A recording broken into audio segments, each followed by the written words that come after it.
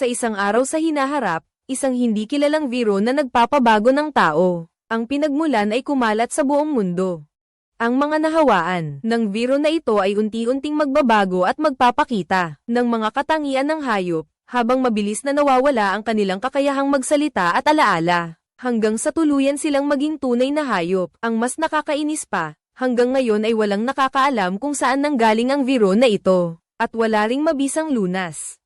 Kapag natuklasan ng isang nahawaan, agad siyang dadalhin sa ospital para ihiwalay. Noong araw na iyon, sina Francois at ang kanyang anak ay papunta sa ospital. Nang bigla silang makarinig ng malakas na sigawan mula sa ambulansya. Pagkatapos, isang halimaw na kalahating tao, kalahating ibon ang lumabas sa sasakyan. Nagkataon namang nakita nito ang mag-ama na nakakapit sa isang sulok, ngunit hindi sila inatake. Tiningnan lang nito ang batang si Emil isang beses, at pagkatapos ay tumakbo palayo sa pinangyarihan.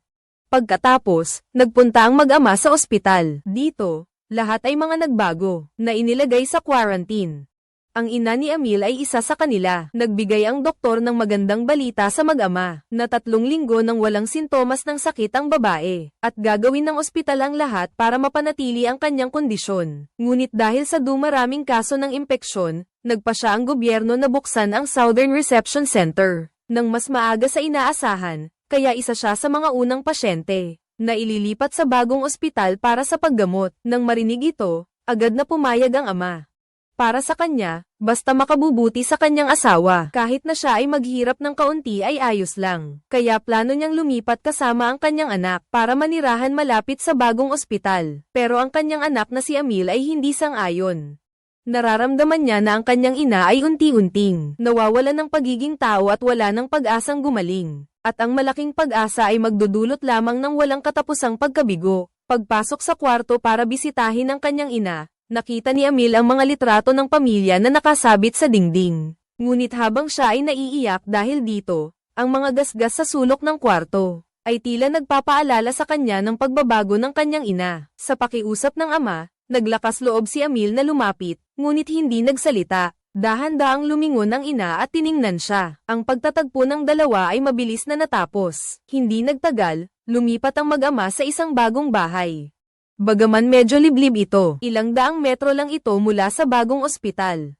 Nang makita ang kanyang anak na malungkot, iniliwanag ng ama na pansamantala lang ang sitwasyon, o kaya'y isipin na lang na nagbabakasyon sila para mag-relax. Hindi niya alam na pagkatapos pumasok ni Emil sa bagong paaralan, dahil sa pagsubok na makihalubilo sa mga bagong kaklase, para walang makakaalam tungkol sa kanyang pamilya, nang magpakilala si Emil, nagsinungaling siya na namatay na ang kanyang ina. Sa kabutihang palad, naging maayos ang unang araw.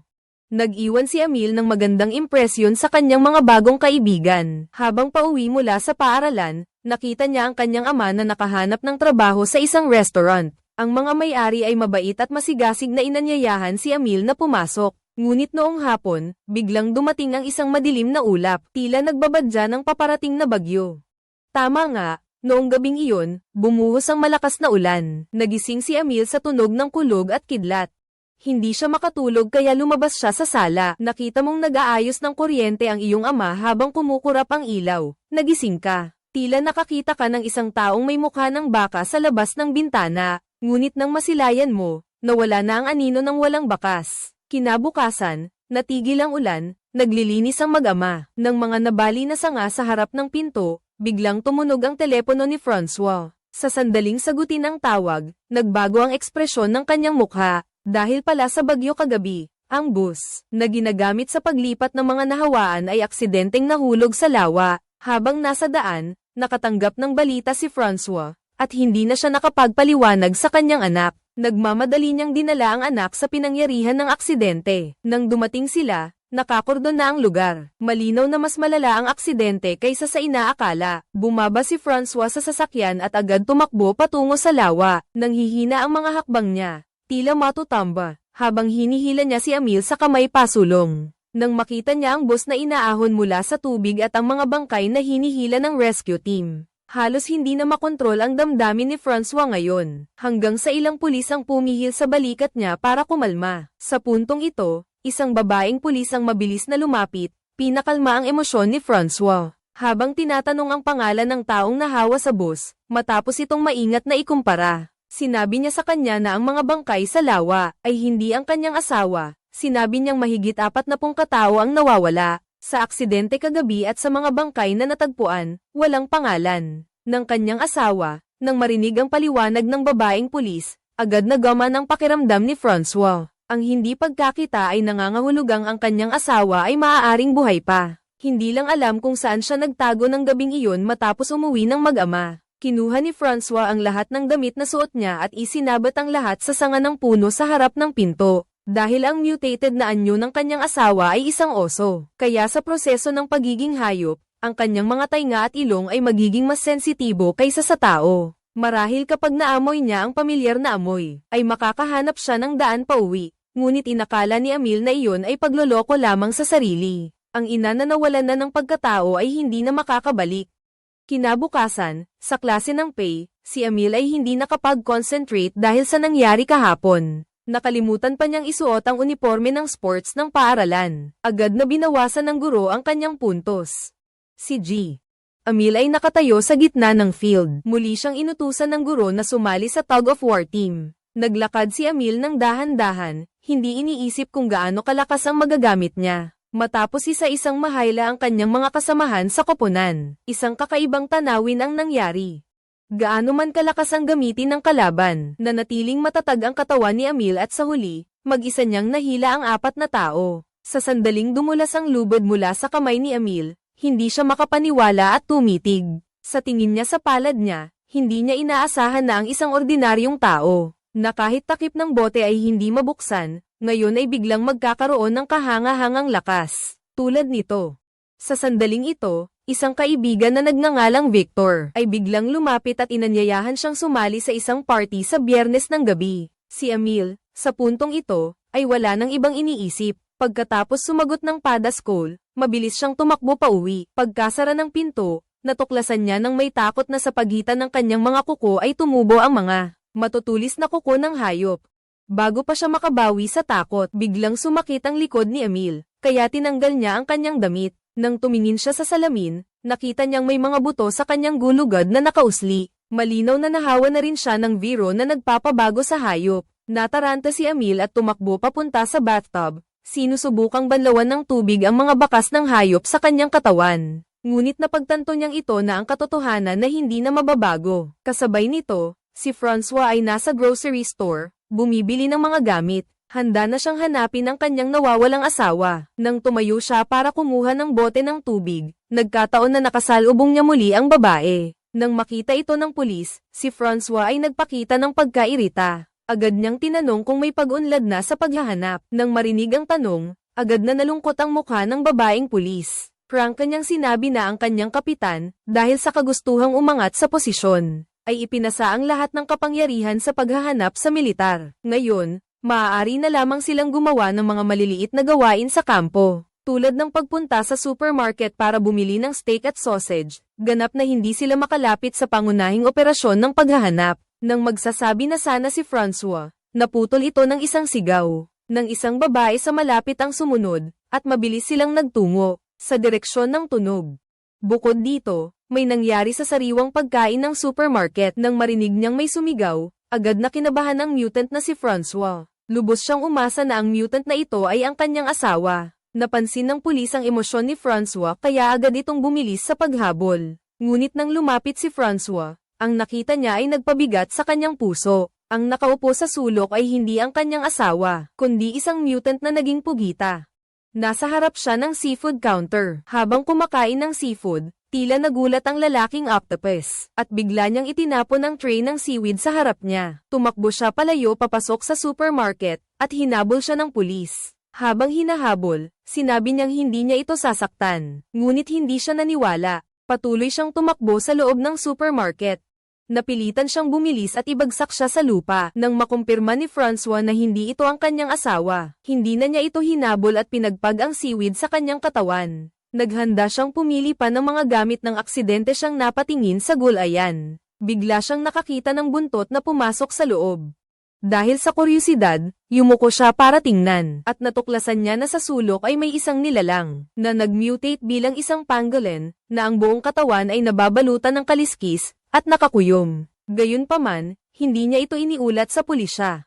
Pag-uwi, inilatag ni Francois ang mapa sa mesa at kasama ang kanyang anak ay pinag-usapan ang ruta ng paghahanap sa kanyang asawa. Plano nilang magsimula sa lugar kung saan nangyari ang aksidente, at maglakad sa tabi ng ilog patungong kanluran upang maghanap. Marahil dahil siya mismo ay nagsisimula ng mag-mutate, si Emil ngayon ay mas nakikiramay na sa kanyang ina, at pumayag na sumama sa kanyang ama para maghanap, ngunit bago iyon, kailangan niyang dumalo sa party ng kanyang kaibigan. Di nagtagal, dumating na ang Friday night party. Uminom si Emil ng isang baso ng alak at nagsimulang mahilo. Isang kaibigan ang nakakita nito at binigyan siya ng gamot sa hilo. Pero hindi inaasahan, direktang dinilaan niya ito. Pagkatapos, dumighay siya at biglang may mga hayop sa gubat na tumugon din sa kanyang pagdighay. Akala mo nanay mo ang naging oso, kaya parang tinaboy ng kung anong masama, tumakbo ka sa gubat. Nang sa susunod na araw ka nagising, ang mga sugat mo at ang dugo sa bibig mo ay nagpapakita na ang gabi ay hindi naging madali,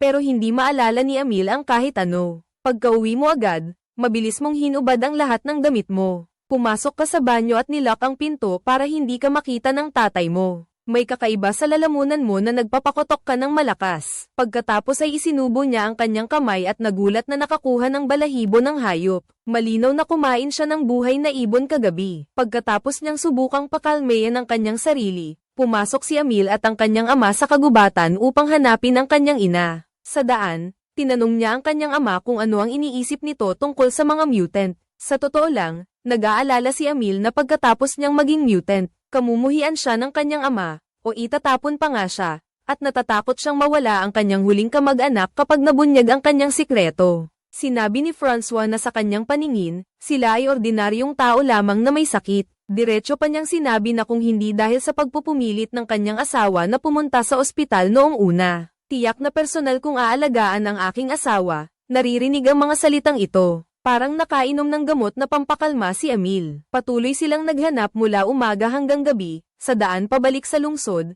hindi pa rin sumuko sa pag-asa si Francois. Ibaba niya ang bintana ng sasakyan at tatawagin ang pangalan ng kanyang asawa. Gayunpaman, ang tawag na tumatagos sa tahimik na kagubatan. Sa huli ay nagbunga lamang ng mas matagal na katahimikan. Kinuha ni Emil ang CD mula sa lalagyan ng gamit. Ito ang paboritong tugtugin ng kanyang ina noon. Binubuksan mo ang volume sa pinakamataas habang ang malambing na himig ay umaalingaw sa buong kagubatan. Tinitingnan ng mag-ama ang dilim sa labas ng bintana. Paulit-ulit na binabanggit ang pangalan na marahil ay hindi na babalik. Kinabukasan, pagkasikat ng araw, isang ingay ang gumising kay Emil mula sa kanyang pagtulog. Napansin niyang humaba na naman ang kanyang mga kuko. Bago pa siya makakilos, tumalon na ang aso sa sasakyan palabas ng bintana, at tumakbo papasok sa kagubatan, kaya't nagmadaling hinabol ito ni Emil. Bukod pa riyan, ang maliit na aso ay naakit sa amoy ng tinapay na malapit, ngunit ang paglitaw ng pagkain sa ilang karaniwang nangangahulugan na may mutant na gumagala sa malapit. Nang mapagtanto ito ni Emil,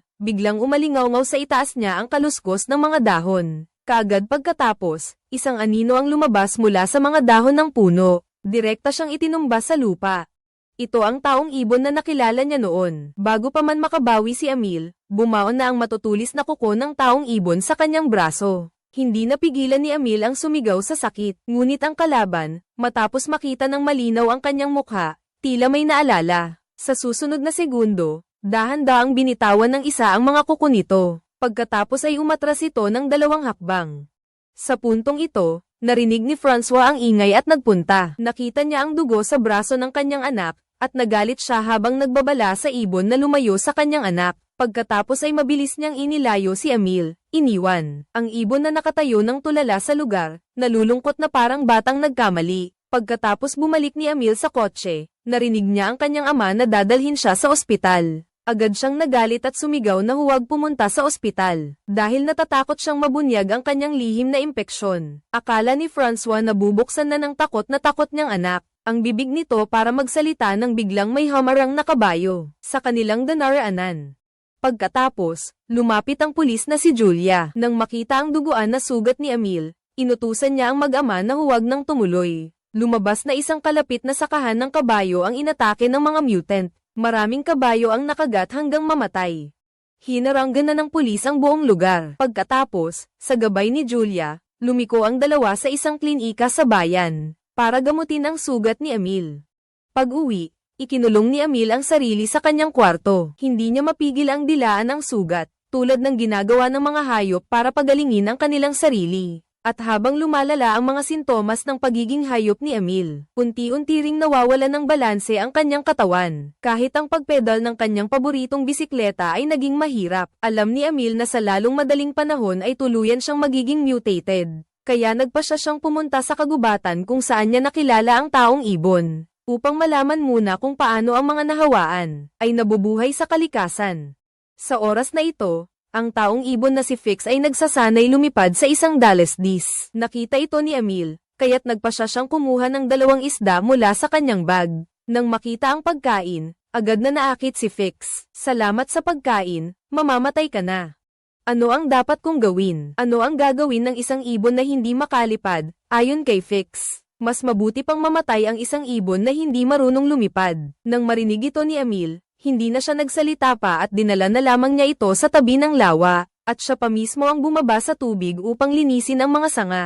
Ang kapaligiran dito ay mas angkop para sa pag-ensayo ng paglipad kaysa sa dalesdis na iyon, at tinanggap naman ni Fix ang tulong na ito ng maluwag. Habang pauwi, hindi pa rin makontrol ni Emil ang bisikleta, kaya tuluyan na niya itong iniwan sa tabi. Kasabay nito, abala pa rin ang kanyang ama na si Francois sa restaurant. Nang lumabas siya para magtapon ng basura, nakita niya ang mga pagkain sa ref at ang mga nasa labas ay nakakalat sa sahig. Pagkatapos niyang yumuko para maglinis, biglang may narinig siyang ingay sa likuran. Bago pa man siya makalapit para tingnan kung ano iyon, tahimik na lumitaw sa likuran niya ang isang sea lion.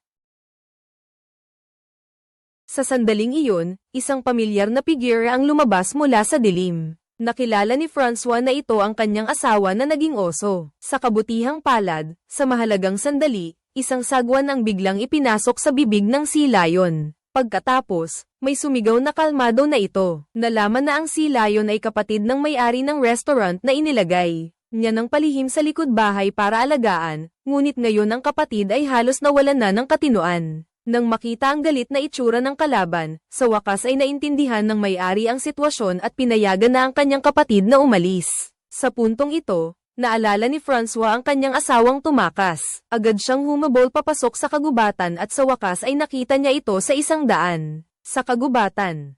Gayunpaman, sa sandaling ito, ang asawa ay ganap ng naging isang oso. Si Francois ay nakatayo lang sa malayo at hindi lumapit, mukhang nagpapalam siya. Sa huli, umungol siya at dahan-daang pumasok sa gubat. Iniwan si Francois na nag-iisa sa kalungkutan. Sa restaurant, dumating ang pulis matapos makatanggap ng tawag. Sinabi ni Francois kay Julia na nakita niya ang kanyang asawa. Kaya, nang gabing iyon, nagmaneho silang dalawa sa gubat para maghanap. Hindi nila nakita ang kanyang asawa, ngunit nakita nila ang bisikleta na iniwan ni Emil. Pagkatapos, dinala niya ang sasakyan pauwi para ayusin. Ngunit habang naghahanda si Francois na maghugas ng kamay, bigla niyang napansin ang lababo. Nabarahan ito ng kung ano habang binuksan niya ang tubo sa ilalim. Nakakita siya ng malaking dami ng buhok at kuko sa loob. Napagtanto ni Francois na ang kanyang anak ay nahawaan din. Sa gabing iyon, umupo siyang mag-isa sa harap ng pintuan ng silid tulugan. Nang makita niyang pabalik si Emil, dali-dali niyang sinabi na gusto niyang makita ang mga kuko ng bata. Walang duda, hindi pinayagan ni Emil ang kanyang ama na makita ito. Dahil sa pagtanggi, kinuha muli ni Francois ang bisikleta na nakuha niya sa kagubatan. Pinagpedal niya ang kanyang anak para subukan.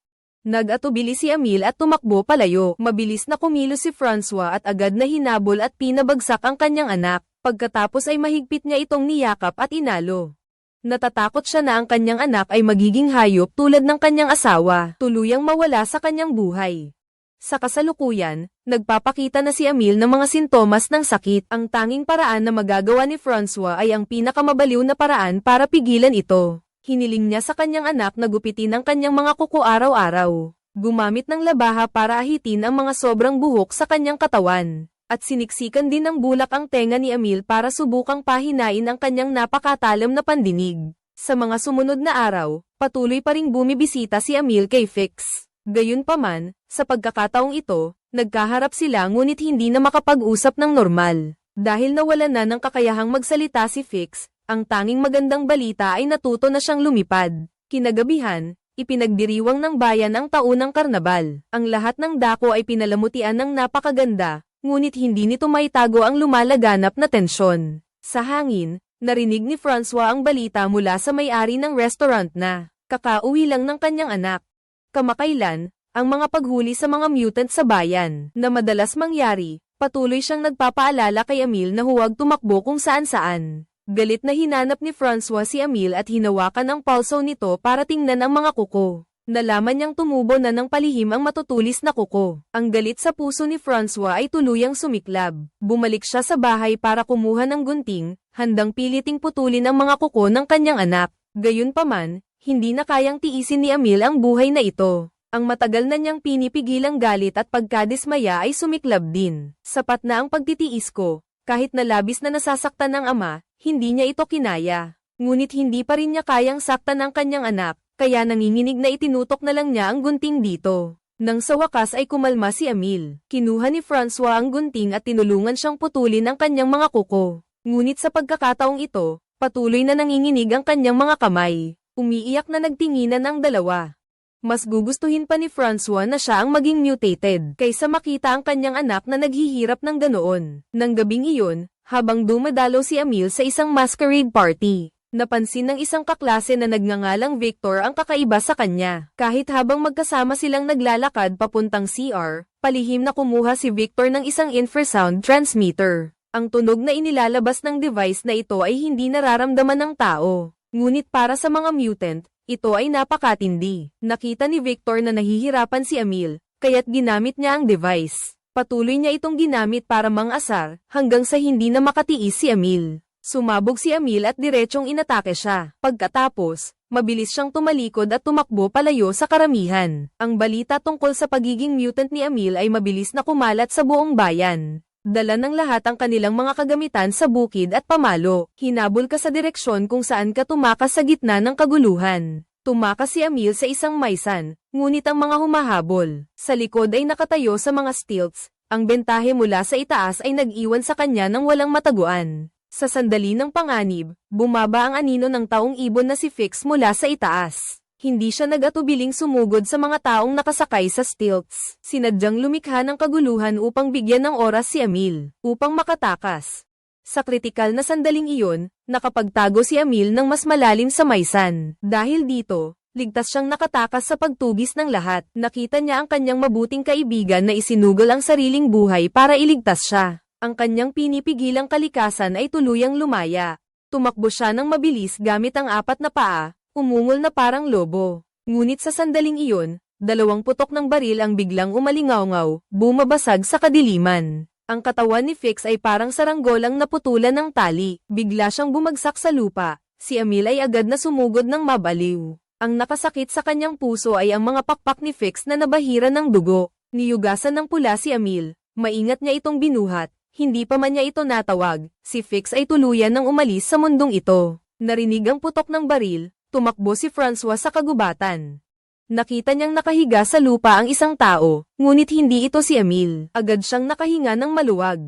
Nag-aalala siyang tumingin sa malayo. Alam niyang ang kanyang anak ay marahil ay nagtago ng malalim sa kagubatan. Pagkatapos ng nangyari ngayong gabi, ang mga tao sa bayan ay lubos na natakot. Kaya naman, nagpadala ang militar ng mga tauhan sa lupa sa mismong gabi. Sinimulan nilang hulihin ang mga nag-mutate na nawala noon. Sa kalagitnaan ng gabi, biglang bumuhos ang malakas na ulan. Nagtago si Emil sa isang kuweba at nakatulog nang hindi niya namamalayan. Kinaumagahan, isang ingay ang gumising sa kanya. Dahan-dahan siyang lumabas ng kuweba para tingnan, at ang nakita niya ay ikinagulat niya. Kahit na ang mutated na nilalang sa harap niya ay hindi na makilala ang orihinal na anyo, malinaw na naramdaman ni Emil na ito ang kanyang ina. Hindi niya inakala na magkikita silang mag-ina sa ganitong sitwasyon. Sa sandaling ito, hindi na sila makapag-usap gamit ang wika. Hindi nila alam kung paano ipapahayag ang komplikadong damdamin sa kanilang puso. Itinulak ng ina si Emil pabalik sa kuweba, tiningnan siya ng malalim, at pagkatapos ay umalis. Baka natatakot siyang masaktan ang kanyang anak kapag nawalan siya ng kontrol. Kaya ito lang ang tanging paraan para maipahayag niya ang kanyang pagkamis. sa kanyang anak pagkatapos umalis ng kanyang ina, lumabas din si Emil. Ngunit pagpasok niya sa kagubatang ito, natuklasan niya ang isang hindi inaasahang tanawin. Bukod pa rito, ang mga nawawalang mutated ay nagtatago dito. Kahit magkakaiba ang kanilang anyo, iisa ang pagkalito sa kanilang mga mata. Sa sandaling ito, ilang granada ang bomb-utes sa kalangitan. Malinaw na natagpuan ng ground search team ang mga sundalo. Nang makita ang mga mutant, agad silang hinabol ng walang awa. Sa epekto ng infrasound at tear gas grenades, ang mga kilos ng mga mutant ay unti-unting bumagal. Hindi nagtagal, nahuli silang lahat. Si Emil, na naging mutant, ay bumagsak din sa lupa at hindi makagalaw. Ngunit dahil tao pa rin ang anyo niya, ay nalalayan siya at dinala pabalik. Isa lang na chameleon ang hindi nahuli dahil nag-iba ito ng kulay para maging kapareho ng malaking puno. Matapos ang operasyon, nakatanggap si Francois ng balita at nagtungo sa kampo ng militar. Sa sandaling ito, labis ang kaba at takot ng ama na baka matuklasan ng mga sundalo ang kanyang anak na nagbago. Sa kabutihang palad, hindi pa alam ng kalaban ang nangyayari. Hinihingi lang nila kay Emil na pumirma sa papel para makauwi na. Gayunpaman, sa sandaling ito, hindi na makahawak ng panulat si Emil. Lalong hindi niya maisulat ang kanyang pangalan. Nang makita ito ng sundalo, kinailangan niyang mag-imprenta ng isa pang kopya. Ngunit nang ibigay niya ang bagong papel, biglang umungol si Emil na parang mabangis na hayop. Agad namang napansin ng sundalo na may mali. Dahil handa na si Francois, agad niyang itinulak ang sundalo. Bumagsak ang sundalo sa aparador at nawalan ng malay. Nang makita ito, agad na nilagyan ni Francois ng selyo ang dokumento. Pagkatapos, kalmado niyang inilabas si Emil sa silid. Sa daan, nagpanggap ang mag-ama na nag-uusap at matagumpay na nakatakas sa harap mismo ng mga tauhan. Sa kotse, sinabi ni Emil na nakita niya ang ina ni Francois. Pagkarinig nito, walang sinabi si Francois at tahimik na nagsindi ng sigarilyo. Sa buong biyahe, masaya siyang nakipagtawanan sa kanyang anak. Marahil, sa loob-loob nila, alam nilang ito na ang huling sandali na magkasama sila. Sa sandaling iyon, biglang may lumitaw na ilang sasakyan ng pulis sa likuran. Nang makita ito ni Francois, pinabilis niya ang takbo at biglang lumiko sa isang liblib na maliit na daan. Sinabi niya sa kanyang anak na ang bilis ng mga bato ay maaaring umabot sa 50 kilometro kada oras. Naintindihan agad ni Emil ang ibig sabihin ng kanyang ama. Pagkatapos, walang pag-aalinlangan na sinira ni Francois ang bakod sa daan. Binuksan ang pinto ng kotse at sinabihan ng kanyang anak na tumakas. Bagamat pareho silang labis na nalulungkot, ngunit sa ngayon, para sa kanila, marahil ito ang pinakamahusay na pagpipilian. Dito nagtatapos ang kwento. Ang pagmamahal ng isang ama ay hindi isang pamantayang sagot sa aklat-aralin, kundi isang taong laging nakatayo upang protektahan ka kapag dumating ang bagyo. Ang lalim ng pagmamahal ay hindi pagtatali, kundi ang pagkaalam na mahirap ang daan sa hinaharap, ngunit naniniwala pa rin na kaya mong marating ang mas malayo.